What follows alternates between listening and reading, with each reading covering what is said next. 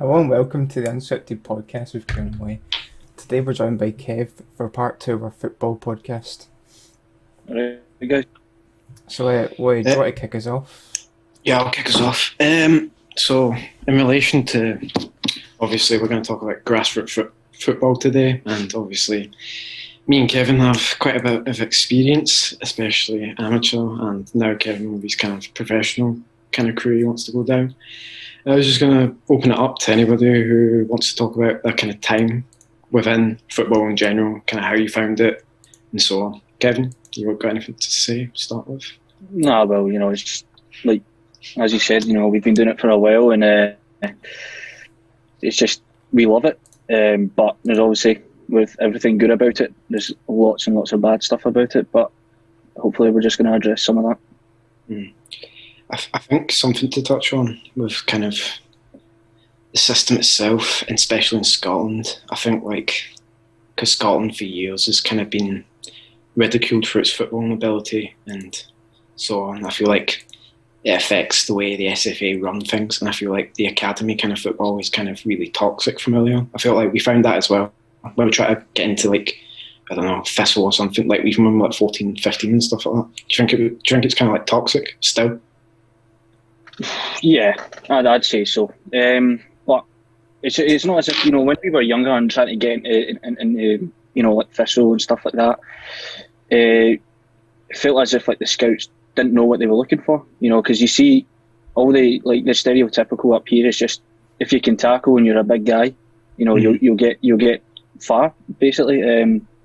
But you look at down South England, they've got all these speedy small players who's technically brilliant, but he comes in again, with the financial differences. So it's changed though over the past couple of years, but it is really toxic. I mean, even down south though, those players are then being shipped out elsewhere because they can't break through. I mean, Sancho's probably a prime example. Yeah.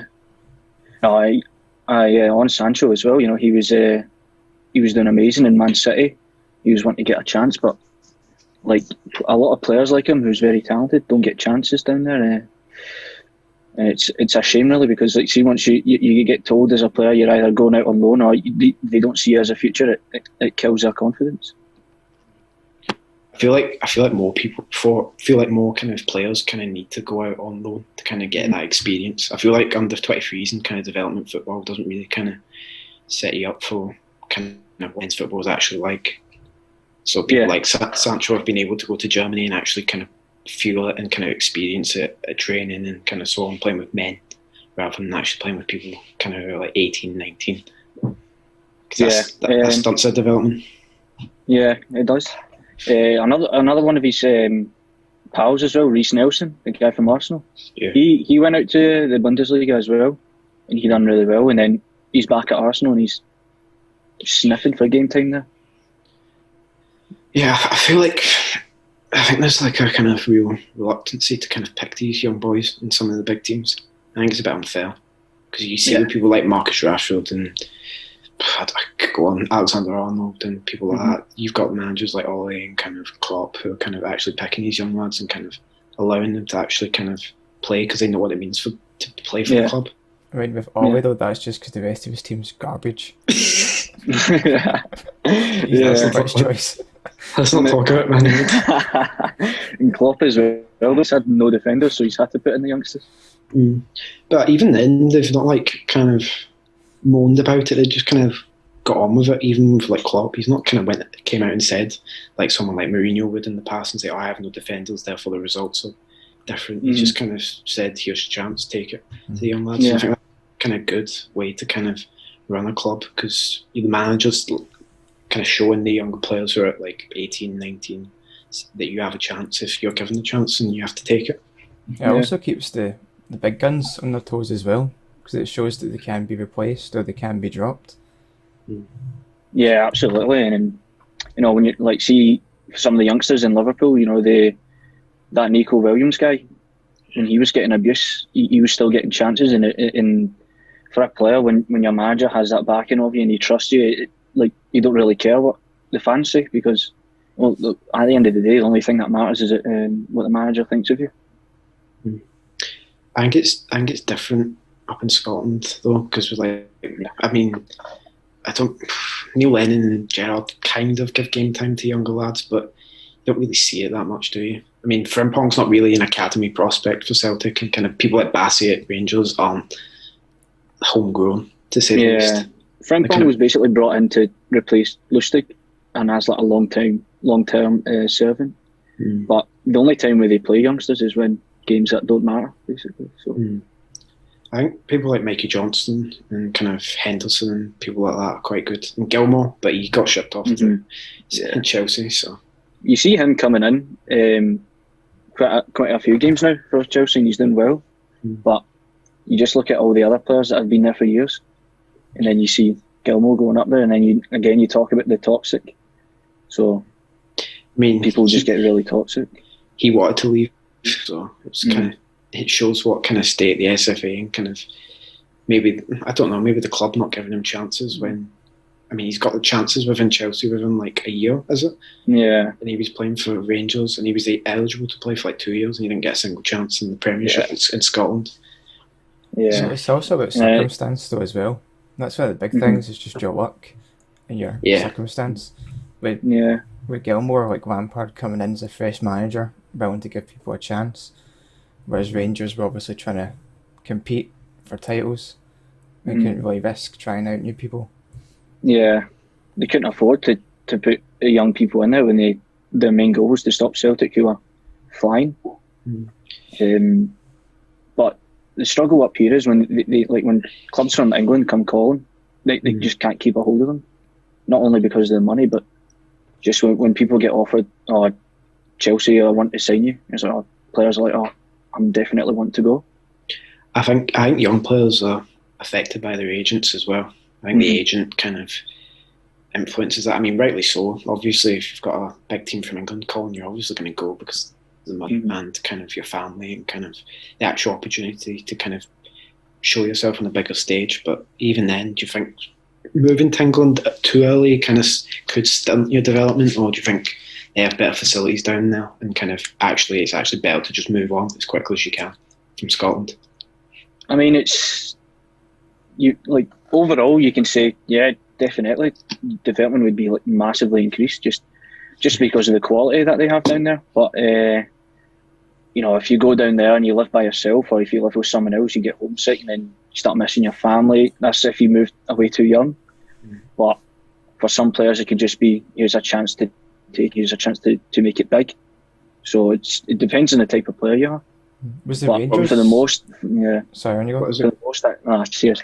For the most, you'd say, if it was me, in a heartbeat, I'd go down in England just because of the facilities and what you learn as a player.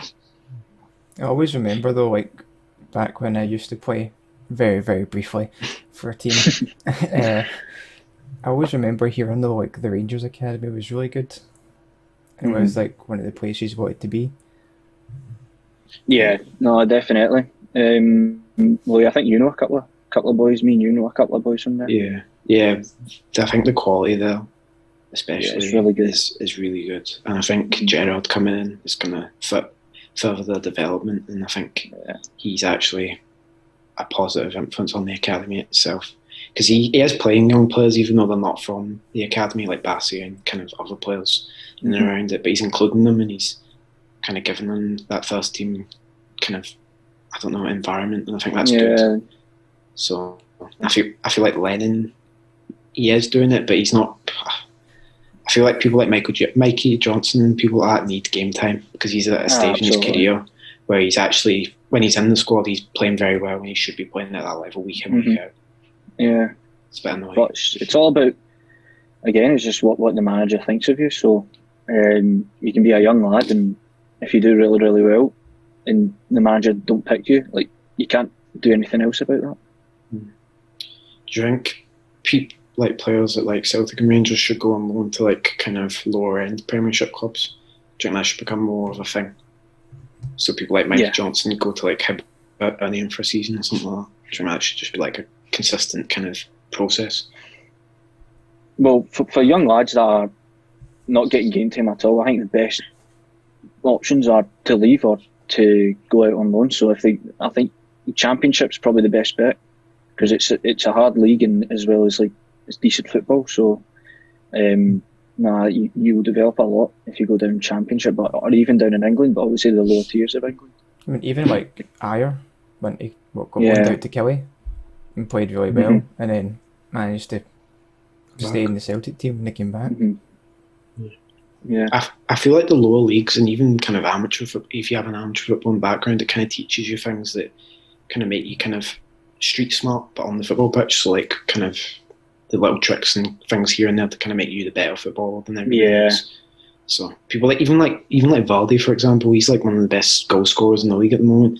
If he didn't have that, and he's had this kind of big long amateur career, and it's kind of set him up to get all these kind of dirty kind of goals that he gets, these kind of scrappy ones, and that's what makes him who he is. Yeah, it's just like playing all those years in the lower tiers and all that tough football, pure like massive men, all like brought him in, and he's probably just went into the and just said, I can just get my advantage, like go on their heels or just talk to them and all that, just put them off the game of what he's learned. I even think playing on like kind of dodgy pitches kind of helps, because you kind of, I think obviously all the Premiership players are used to these kind of slick grass, kind of wet kind of pitches that are pristine, and I feel like kind of the ugly environment of kind of a muddy, wet pitch is good for your mentality, kind of as a football player. Yeah, and watch your touch as well. Like you don't know where the ball's going to go, so if it comes up to your knee or up to your shin, you need to like react to it. So like the best. But the one thing. Sorry. No, go, Kieran, go. I was going to say the best thing is when you play on a pitch just on a hill. So you're downhill the first half, but second half you're uphill. Yeah. Yeah, but the one thing that I don't like about the academies down in England, like the under-23s, I think that's good, but you see players who are late 20s, 30s playing there, I'm like, it's not really under 23s, it's just a reserve squad. Well, that's the only thing. That's the only thing that is stopping other boys try to get into that team, is when you see you look at it and you see a 30-year-old in your position on the under 23s pitch. So you're just wondering to yourself what's going on. I think that kind of environment's kind of harsh, because imagine being a sub in the under 23s game as a 20-year-old, and you've got like 30-year-olds like dying to drink water in your place. That must be really kind of demoralising and kind of really affect your mental health, to just see someone who in your position where you should be playing, and they've dropped down because they're not getting game time in the first team. I think there should be like caps in kind of teams, like they should have a certain amount of players they can have. Mm-hmm. If it's under 23s, then you need to keep it under 23s, in my opinion. Because then if you start playing 30-year-olds and all that, it's not fair. It's not fair to the young guys that are trying to make an impression on the managers and all that. So yeah, it's too much of a gap, and it actually kind of affects, as I said, the mental health side and kind of your actual ability as well, because you're not used to it, and you kind of need to develop at a slower rate when you're down in the academy. Yeah. I was going to touch on, bring it back to Scottish football, I was going to touch on the Euros and the kind of recent result. Do you think stuff like that will actually kind of make the SFA kind of kick on with kind of like development and kind of nurture the generation of seeing this recent result? Maybe you might see a future kind of Scottish Messi. I'd hope so, honestly. If I were them, it's easy to say, but after all this pandemic, you don't know how the situation is. But if I was them, I'd definitely just try and at least upgrade it or develop it, at least, because you see Scotland going to Euros, and then you just look at all the boys in the academies and even players now who are just actually wanting to put in performances just so they can play for their country. And then it obviously puts Scotland on the map as well, and it just shows you, like, even though there's like a big difference between us and basically the rest of Europe, we can still get to the Euros and try and compete to get into major tournaments. I think if we get into the major tournaments more, don't we get like more money or more funding or something like that? Yeah, I think so, yeah. So, I mean, stuff like that will help the kind of development of younger players and things like that. Yeah, but it's definitely not going to continue if it's like pay to play, because to like play in an hour, you need to like book a pitch for like stupid money. Honestly, and you expect why. Like, you see kids don't go outside and play football as much as you saw when I was younger. Yeah, I think I was going to touch on that. So stuff with like kind of five-a-side football and things like that. We're paying, how much are we paying again? 26 quid between us all to play for an hour? That's ridiculous. I don't get it. And it's even more, like, that's part of the league. It's sort of like 35 if you just, say like on a weekend, you're just booking it. Yeah. To play. Nah, it's not good at all. And even if like a team comes late, which we've had once, you that time doesn't get added. But no, it gets taken away from you, and it's just like you've not actually had your kind of full money's worth. I don't think there's one pitch you can go outside to and just go inside. You need to either like jump a fence or pay. Yeah, and I feel like that kind of barrier kind of stops younger kids who are in these kind of poorer backgrounds, and they feel like they can't actually play football for free with their mates. And I feel like that may be one of the reasons, especially in Scotland, that younger lads and girls that can't play football and they actually have the ability to go on and do something. Yeah, absolutely. I feel like the academies as well don't help. Nah, they can help to a certain extent. I've only seen it in England. I haven't seen it up here, where they offer you like home and all that, like accommodation basically. But when you see like kids from like poorer backgrounds as well have nowhere to play, and you see all these like big superstars now, like, oh, I was poor, I only had a football and all that. That's because in their areas, in their countries, the best thing they could have done was just go out and play football. But you don't get that here. I feel like the bigger clubs up here have a duty to kind of do what they're doing down in England. I know they can't do it to the same level and kind of provide accommodation, but even then they should offer support for the kind of players within the academy that obviously struggling money-wise and kind of need help. I feel like that's kind of an issue that they need to address, and the Scottish Government as well. I don't think if you're playing for Celtic or Rangers, I think you'll be fine. Because, I mean, up until at least 16, until you get that professional contract. If you're off from a poorer background, obviously they could help, but if you go down to the lower teams and the less funded teams, people might struggle. But no, it's definitely something SFA needs to do, but I haven't seen anything of them. Nah, there's quite a big gap between the kind of top two and then the rest of the league.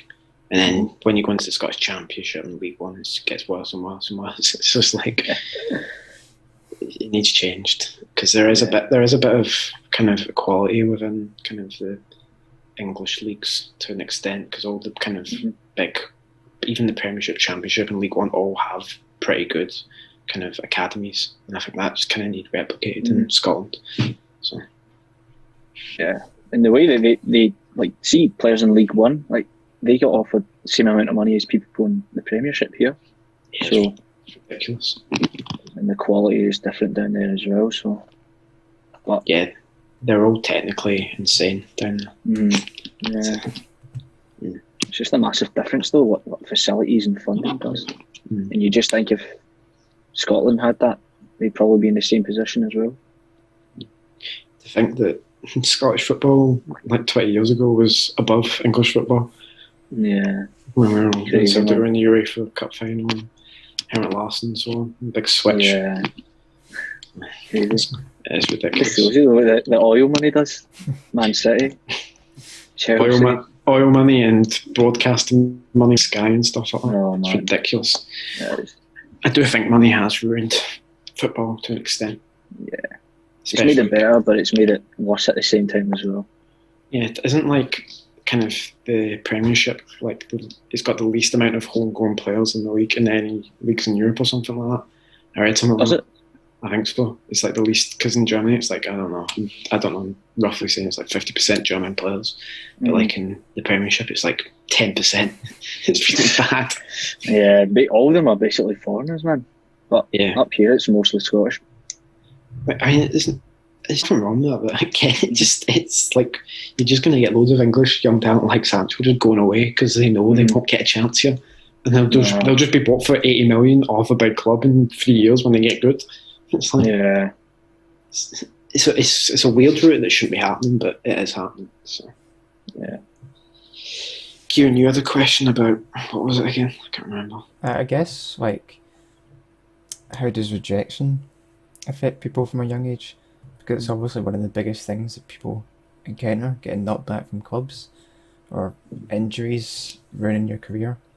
And it's quite difficult to deal with, from a young age without any support. Mm-hmm. Yeah, it's horrible, especially I think, I don't know which one's worse, getting rejected or injured. I think I'd say rejected, because just like you'd think to yourself, I'm not good enough, and especially if you don't have no support, then it just ruins a lot of players' career basically. Getting injured is quite hard as well. I know when I got injured, I know it's not the same, but like even when you get taken out of the team you're playing in for like a month or something, it's quite hard because you're just sitting there on the sideline watching them play, and you're thinking, I could be doing that, I could be doing this, and you're just there, and you just can't help, and you feel kind of really helpless and kind of alone. It's not very good. Nah, it destroys people's confidence. Like for me, like if you're a player with confidence, like you're 10 times as better as you play normally, but you get accumulation of injuries, and then you're told that you might not be back to your best, but you'll still be back playing football. That's still give an effect on you. But it's just you need the right people around you, and you need a really good mindset. I feel like nowadays more kind of like social media is more of a thing with younger kids, and I feel like that affects the kind of mentality within kind of sport for them as well. So it's like it's different for us because we weren't really kind of as much as we are now within kind of like social media, if you get what I mean. So I feel like stuff like that will affect the kind of mindset and how coaches and stuff like that deal with it. Even at the age of like 7, they're going to have to deal with it because people get kids on their phones and stuff like that. Yeah, Karen Morgan and Bailey was like on the scene at like 11 years old. It's ridiculous. So you need to, like 20 years ago, if a youngster makes a mistake in a game, like for a big club, he won't get as much as abuse as players nowadays, just because of how social media was back then. I feel like people undermine the kind of influence social media can have on a player, because they do see it. They act like they don't, but they do see the hate. And I feel like stuff like that really should kind of be clamped down on, or kind of younger players should be taught about it and how to deal with it and stuff like that. They should have like a kind of, I think the big clubs do have like a social media manager or something like that deal with it. But even then, they need a bit more support when they're younger, especially. And when you're younger, if you're seeing, if you're injured or you're getting rejected and you're seeing your best mates and all the guys around you getting club offers or playing well, it can have a bigger toll. I'd be happy for them personally, seeing my best mates or like one of my closest mates doing well. But if you're injured or like being rejected, you would feel a bit of jealousy. If you didn't, then it just shows you why. But but if you weren't injured or didn't get rejected or anything, but just weren't on the same level as him, like I think you just need to take it on your chin, or just say, well, I need to try and get to that level. But again, it can just destroy your confidence. I think it's important to be self-aware and to not be sort of egotistical about it, because a lot of players, and it's just about being determined and trying to sort of push through and do your best. I think there's a fine line between being kind of confident in yourself and being this cocky, kind of arrogant kind of player in the team.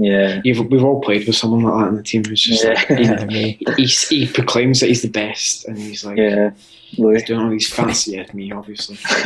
I never said a word. I was always the quiet one. But like, I don't know. I feel like stuff like that, as social media kind of accelerates all the kind of, I don't know, negative I think if you and your mates are in the same club or in the same club or other clubs, and you're competing to see who's better, or if you are in the same position, you're fighting for that spot, I think the person who, no matter what, like, he'd rather do anything he can to beat his friend just to get that spot, and I think that's where some people like lack of, like, a bit too nice sometimes. I don't know. I haven't seen it very often, but you do get it down in England and up here as well. That you might, like, young people can get too nice with their pals and all that. I get you can get best pals in the academy, but if it comes to, in the end, if it comes down to one contract between you two, I'd do everything I can to get that contract. Yeah, I know. I mean, even like in games, you can tell. It's like when we're playing fives, you can tell me and Kevin are quite vocal. We disagree a lot, but it shows that we both want to win as much as each other. And I feel like that kind of mentality with anything you do, even if it's like, I don't know, anything you do like uni and stuff like that, you'll carry on into other things. And I feel like it is lacking with the kind of new generation coming up because I don't know, they're all too nice. They need that. They need that mentality to just say you need to win at all costs. And I think because I mean we were brought up and like played in harsh football and everything, and like we were very passionate about it. We were passionate about the teams we support. But if you're not with that mentality at the start, like if you go home happy with a draw or a loss, then you just need to take a look at yourself. I used to go home from games like bawling my eyes out thinking, what the hell was that? Screaming at my dad thinking, how did we lose or draw that? It was insane. You get so angry, man. You get so angry. Yeah, but I feel like it's good because it generates healthy competition, and I think healthy competition is what creates a really good football player. It's like Ronaldo and Messi have a competition between each other and they recognise that they're both amazing players, but they respect each other. Would they be as good as they are if one of them, isn't as good as they are right now? So you see, if Messi didn't have Ronaldo, would Messi still be doing it at 33 years old, or would he still have these numbers he's had? I think he'd drop off quite a lot. Yeah, that's the same with Ronaldo. He's 35 and he could have easily gone to like a MLS club, get a bit of money, settle down, but he's still as if he's like 28 now, so it's mental. Yeah, I know, it's mental. But it's difficult because things like social media and the way the world's going now, it changes that, and I don't know, it's how these kind of bodies like the SFA and stuff like that adapt and kind of change the mentality of these younger players. I mean, there's also the risk of young players becoming overhyped. You look at stars like Karamoko Dembele, and he is a great player, but having that sort of fame, stardom from a young age, it can also be a negative thing, because you can think you're actually better than you are. And you can just imagine the pressure though that you must feel, like especially through social media. I remember watching play against Barca at 13 years old, and he was amazing. And making his debut, and you think, oh, he's just going to get more and more game time, but he's not had that yet. And I think with having that pressure of being a future superstar, gets the players, even though they say, no, I don't listen to all that, I just focus on my game. You can't ignore it because it's all around you. Yeah, I agree. Even with people like, you remember Ryan Gould? Dundee United? Oh, yeah. He was like touted to be like the next big thing, and he's where is he now? Is he Sporting Lisbon still, or like Portuguese league? That's the last club I know that he's played for, but I think he might just be kicking about the Portuguese league. I mean, that's ridiculous. The amount of hype he got around him. It was like he's the next kind of big kind of Kenny Dalglish or something, and he's just fallen off so hard. And it's difficult. It's a difficult way. You have to kind of manage these younger players and kind of keep them out the limelight. Yeah, you need to show them like a bit of discipline. Basically, you need to say it's good being recognised as a future superstar. It's good that you get a recognition. It's a compliment, but at the end of the day, you can't let it get to your head. You can't let your levels drop or your hard work drop, because once that drops, then you've basically let yourself go. I think they're like people, like kind of Messi and Ronaldo and stuff like that. They didn't, like, when they were younger, like they didn't get interviewed by these kind of big things until they were like 18, 19, because like the clubs kind of shielded them and kind of said, nah, they're not allowed to talk to them. They're not allowed to do interviews. They're just keeping them away and kind of developing them and teaching them that kind of discipline, what it is to take to be a footballer at first, and stuff like that. I don't know. I think it's kind of been affected quite massively by social media as well. So it's a different world now. Yeah, it's changed too. Yeah. You had, well, for Ronaldo back then, you had Sir Alex Ferguson, and then if your manager backs you and everything, I know back then it was different, but manager backs you, and if you have people that look after you and tell you you need to be doing this, you can't be doing that, it's crucial. I think it's what defines a player. Yeah, I agree. Totally agree. Yeah. Any sort of final thoughts? Or? Just overall for Scotland, just we need to do something, man. We need to develop it. Yeah, we're taking the right steps forward, and it's shown with recent success at the international level. I think the more South of Scotland do well, I think the better. Yeah, there's a way to go, but we're getting there. I mean, you've got two world-class players here, in Kieran and Kevin, sitting here doing a podcast when they could be playing for the big clubs. Yeah. I'm the captain and manager of our fives team, Kieran. Remember that? Remember that? Right. No, I was going to say actually one last thing. Actually, go on. No, I don't. I was just thinking that I thought it there, but just like I've been through it, like most of the stages.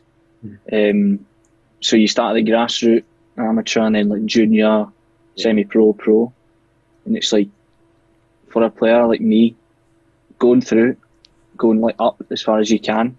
It's like the steps, like the difference in tempo, like the difference.